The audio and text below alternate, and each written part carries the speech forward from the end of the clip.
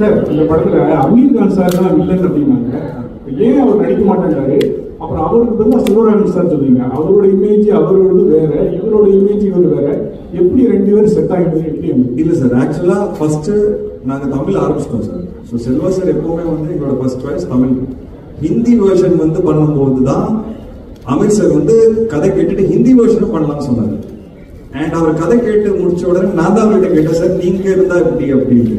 அப்போ அவர் லால் சிங் சட்டாக்கு அப்புறம் 2 வருஷம் நடிக்க மாட்டேன்னு சொல்லும் போது தான் இந்த கதை கேட்டார். அப்போ அவர் ஃபுல்லா வெள்ளதாடி, ஃபுல்லா வெள்ள முடியெல்லாம் வச்சு அந்த ஒரு லுக்ல இருந்தார்.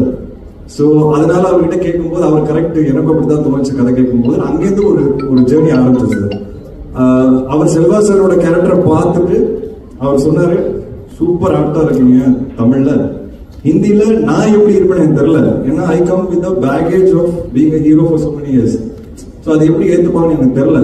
அப்புறம் அவர்கிட்ட ஒரு கொஸ்டின் ஒன்று இருந்தது, மாரல் கொஸ்டின் இருந்தது. அவர் அந்த மாரல் கொஸ்டின் கேட்கும்போது ரொம்ப நியாயமா இருந்தது. அப்போ அவர் கேட்டாரு, இதை மாற்ற முடியுமான்னு. அப்போ நான் சொன்னேன், சார் இந்த படத்தோட புது விஷயம் அதுதான், நான் அது மாத்திட்டேன்னா படத்தோட சுவாரஸ்யம் போயிடும். அப்போ அவர் ஓகே, அப்போ நம்ம பண்ணாம இருந்தா பெட்டர்னு சொன்னாரு. ஆனா எதுவுமே என்கிட்ட சொல்ல. என்கிட்ட இந்த கூலி படத்தோட ரிலீஸ் வரும்போது நாங்க ஒரு நைட் ஒன்னா உட்காரும் போது தான் சொன்னாரு, உனக்கு என்கிட்டயே மாத்த முடியாது சொல்ற தைரியம் இருந்தது பாத்தியா, அதான் எனக்கு பிடிச்சது அப்படின்னாரு. So that is something I think,